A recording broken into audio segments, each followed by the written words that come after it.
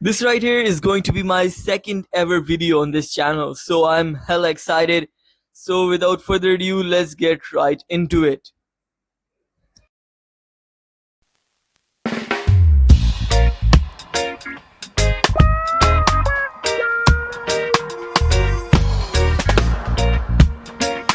Hello guys, my name is Mohammad Hashim Ijaz. मैं फ़िलहाल first year का स्टूडेंट हूँ। मैं GCUL में पढ़ने जाता हूँ। साथ में इवनिंग के लिए मैंने यूनिक अकेडमी रखी हुई है। मेरे 9th में 537 मार्क्स आए थे। Apart from my studies, I also do co-curricular activities. For example, I am a brilliant cricket player. I am an all-rounder and I have also played a PCB level tournament.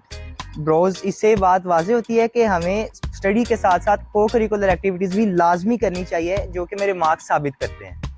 Hello Hashim Ijaz. जी please. First of all मेरा आपसे ये सवाल है कि आपने matric कहाँ से किया था? मैंने मैट्रिक कह लें कि बहरिया का one of the most trusted institute है, unique group of institutions, Bahria town campus. वहाँ से मैं अपना मैट्रिकुलेशन कंप्लीट किया था। क्या बात है सर। तो सबसे पहले मुझे बात बताएं कि आप यूनिक को रिकमेंड करते हैं टू द पीपल? जी, मेरा ये मानना है कि institute does not define a student. Student को आप एक बंद कमरा दे दें और किताबें दे दें, वो वहाँ पर भी स्टडी कर सकता है। उसकी नीयत होनी चाहिए। हाँ, लेकिन अगर आप इंस्टीट्यूट की बात करें तो आई मस्ट से unique is a great institute because it provides co-curricular activities and extra curricular activities. That's perfect. I have to say कि उनकी cricket academy and all those other activities Yes. are also free. So that's insane. मैंने आपसे एक और सवाल पूछना था कि आपके यहाँ पर आपने कोई इंस्टीट्यूट ट्राई किया अपने टाइम ऑफ स्टूडेंट लाइफ में? आपने कोई इंस्टीट्यूट ट्राई किया?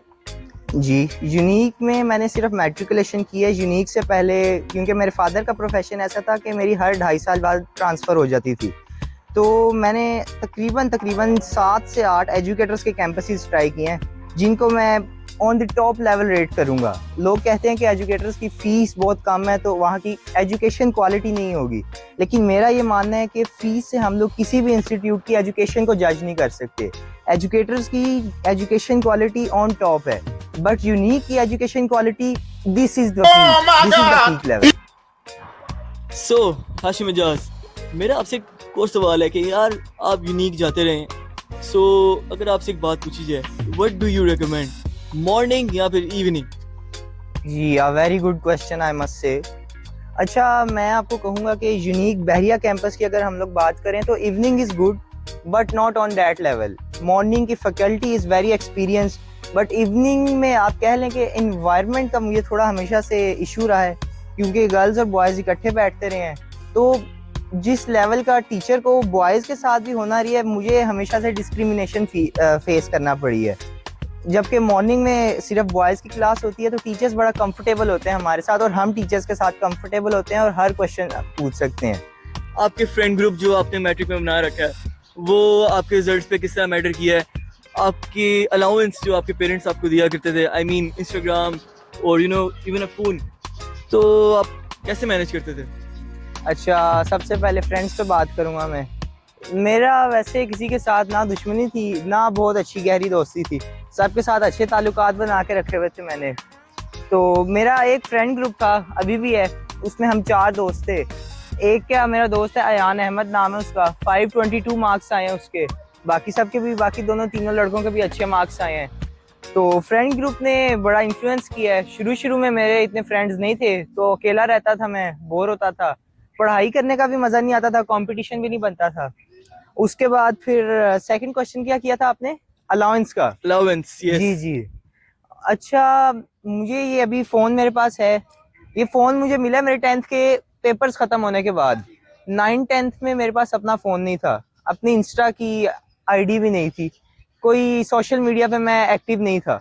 मैं अपनी मामा पापा का फ़ोन ही यूज़ करता था, उसी पे गेम्स वगैरह खेल ली, उसी पे यूट्यूब वगैरह स्क्रॉल कर लिया। इंस्टा का तो मुझे पता भी नहीं था होता क्या था।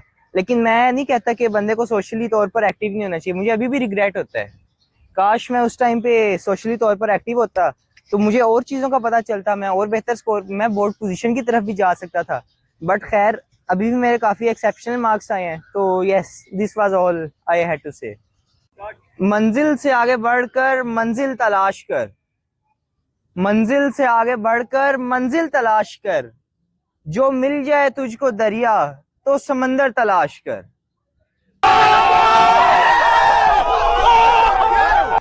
तो हाशिम इजाज, आपसे मेरा लास्ट और फाइनल क्वेश्चन जी। ये है कि यार आपने इतने अच्छे नंबर स्कोर किए, तो अब आपको बाकी लोगों के लिए यार क्या टिप्स हैं? अच्छा, ये आपने बहुत अच्छा सवाल किया है। अच्छा, अपने जूनियर्स के लिए टिप्स की कमी नहीं है मेरे पास, क्योंकि भाइयों की तरह हमारे लिए। तो उनको मैं टिप्स यही दूंगा कि अच्छा, टीचर्स अक्सर कहते हैं कि आपने सिर्फ हमारे बनाए हुए नोट्स इस्तेमाल करने हैं, लेकिन मैं आपको स्टूडेंट्स को सजेस्ट करूंगा कि आप अपने नोट्स खुद बनाएं। आप खुद ही लिख लिख कर प्रैक्टिस करें। जितना लिख लिख कर आप लोग प्रैक्टिस करेंगे, उतना आपका अपने सब्जेक्ट पर ग्रिप हासिल होगा, उतना आपको कमांड हासिल होगा अपने सब्जेक्ट के ऊपर। और साथ ही साथ आप लोग एआई को इस्तेमाल करने से ना हेजिटेट करें, क्योंकि कहते हैं कि एआई इस्तेमाल करोगे, एआई आपको गलत इंफॉर्मेशन देगा, लेकिन एआई इस्तेमाल करने से आपको एक्सपोजर मिलेगा। आप कैम्ब्रिज लेवल, आप फेडरल लेवल, आप बोर्ड लेवल, आप तीनों किस्म के स्टैंडर्ड से आगाह हो सकते हैं। आप अपने एंट्री टेस्ट के लिए तैयार हो रहे होते हैं, आप अपने आप को पॉलिश कर रहे होते हैं उस टाइम पर। साथ ही साथ आपने कभी भी रोट लर्निंग की तरफ नहीं जाना, आपने कॉन्सेप्ट्स लाजमी समझने हैं। उसके बाद एक सबसे अहम बात मैं आपको ये बताऊंगा कि आपने हमेशा लिख कर प्रैक्टिस करनी है। अक्सर स्टूडेंट्स कहते हैं कि हमने याद कर लिया है, हमने पढ़ लिया, एक दफ़ा हमें याद हो गया है। मैं भी इसी चक्कर में फंसा था शुरू में, लेकिन फिर हमारे ट्यूटर आए थे, उनका मैं नाम नहीं डिस्क्लोज करूंगा, लेकिन उन्होंने मुझे ये बात समझाई। उन्होंने अपनी एग्जांपल दी कि लिख लिख कर प्रैक्टिस करो। अल्हम्दुलिल्लाह मेरे ऊपर बड़ा उसका पॉजिटिव इफेक्ट आया। तो यही मैं सजेस्ट करूंगा कि लिख लिख कर प्रैक्टिस, जितना लिख सकते हैं आप लिखें, अपने नोट्स रेडी करें। That's all I have. Thank you and Allah Hafiz. Okay, so before the video ends, if you guys have any sort of questions, जो हमारे next candidates होंगे for the interview, I will ask them those questions. I'll be happy to answer them myself as well. Thank you and Allah Hafiz.